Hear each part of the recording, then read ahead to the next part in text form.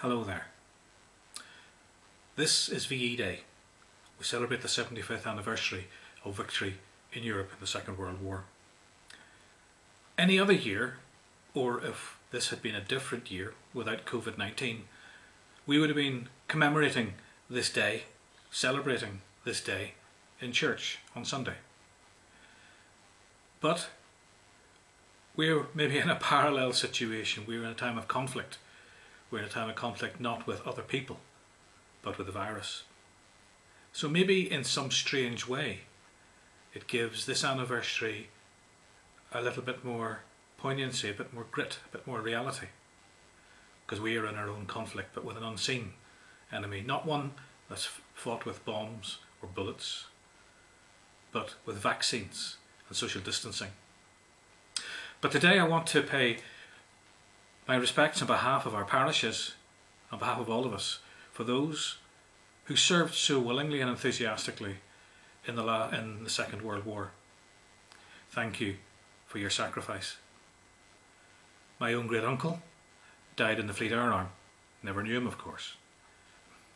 And my father served in the Home Guard, but it was a bit like Dad's army from all accounts. But I was speaking to a gentleman just earlier on today, a very different sort of character. I'm talking about Andy Charles, who's a member of Desert Martin Parish. Andy Charles won the Military Medal, which for any of you know is a very, very high honour indeed, not far off the Victoria Cross. Andy was keen to serve.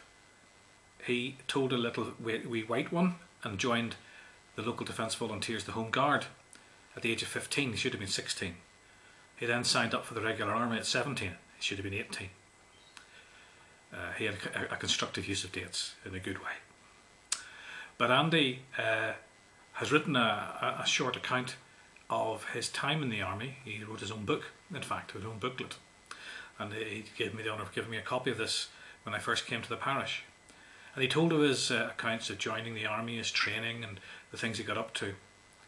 But he mentions briefly, but in a way that's humble, how when his platoon was under extreme pressure, he was a Bren gunner, that's just like a light machine gun, and he stormed a 75mm gun, a German artillery piece. He captured the weapon, put it out of action, and saved many lives that day. He had a few close scrapes and ultimately he was wounded in December 1944. He was repatriated back to the UK for convalescence and in fact spent over the next year in various hospitals recovering from his wounds. So I just want to say, well, I've said it to you already, Andy, on the telephone, thank you for your service. Thank you to all who have served to keep us safe and to fight against such things as fascism. So this is my way of saying thank you on behalf of our parishes for all who have served and put themselves in harm's way for others. We celebrate those today from the Second World War, just as on Thursday nights we celebrate those of our emergency services, our NHS, our key workers as they continue to put themselves in harm's way. As I said earlier, they may not be facing bombs and bullets, but they're facing a more hidden and much more pernicious threat. So friends, I know everyone's getting frustrated and getting edgy and just wants to get out there. But we've seen recently the cost in our care homes. The generation that we honour, yet are the generation that are suffering so heavily yet again.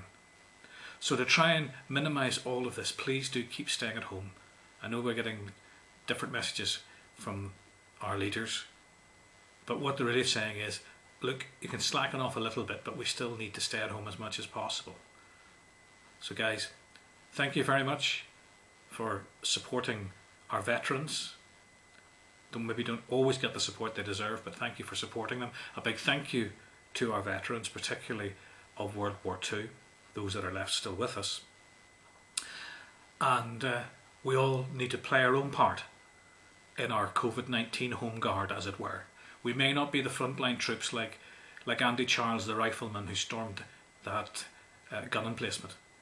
Those are the guys in the NHS, the scientists in the labs. but we are the home guard. We can guard our homes and the homes of our neighbours by respecting the threat that COVID-19 will continue to have in our lives. So thank you to the generation of the Second World War, and thank you to the current generation who likewise we're looking forward to our victory over COVID-19 day. It's not here yet, but hopefully it won't be too long, and then we can celebrate both. So God bless you all, God bless your veterans, and God bless to Andy. Thank you for your service, sir. We can't understand what you did, but we know what the results were. Thank you, and God bless.